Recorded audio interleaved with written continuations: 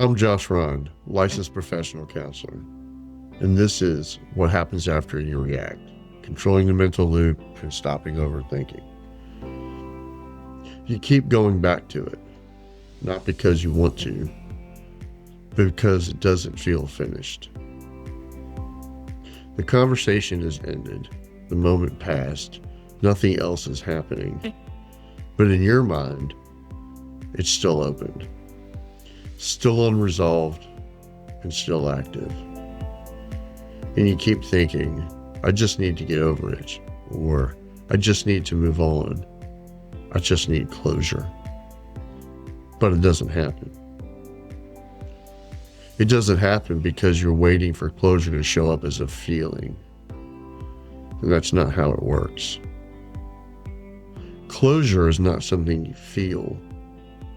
Closure is something you create.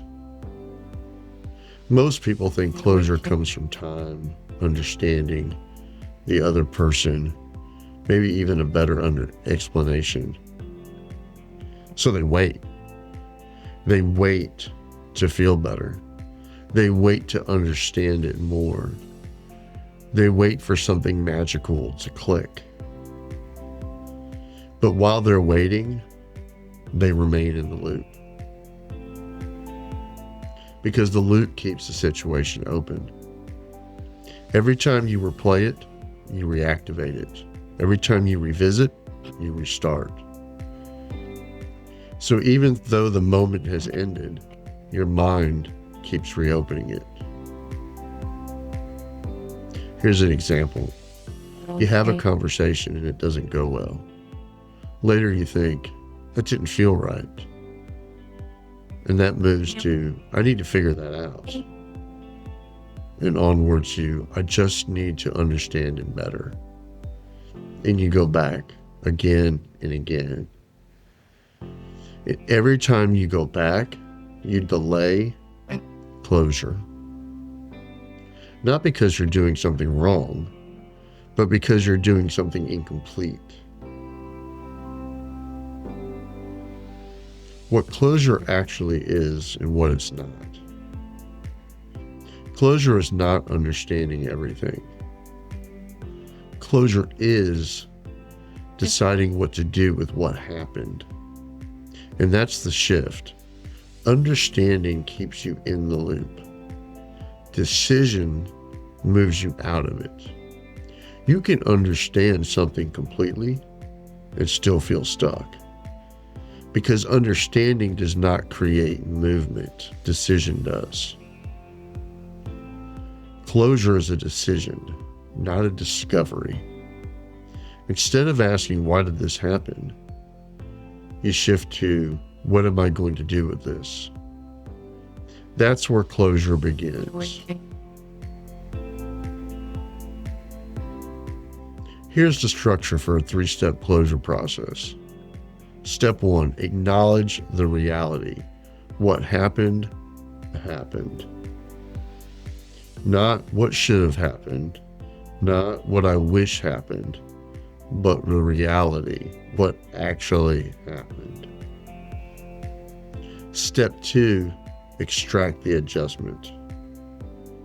What is one thing I can take from this? Not everything, just one. And step 3 is close the loop. You say this is complete, not because it's perfect, but because you've decided what to do with it. And here's the important shift. Closure is not, I feel better. Closure is, I'm done reviewing this. This works because you stop feeding the loop. You stop reopening it. You stop reprocessing it. And without the continued repetition, the intensity begins to drop. Some common mistakes are people think, I'll move on when I feel better, but it's the opposite. You feel better after you move on.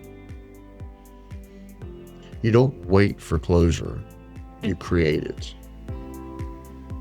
You don't depend on somebody else to provide it for you.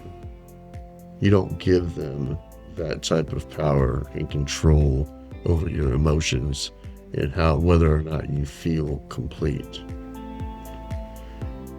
The loop stays open and structure closes it. Now you see the full system. Interrupt the loop, replace it with structure, ask better questions, and make a decision. That's closure. If you want to actually build this skill and stop staying stuck in these moments, go to pauseandrespond.com. That's where you'll find the book and workbooks designed to help you apply these skills in real situations to change real outcomes in your life. Because closure is something you change, not something you wait for.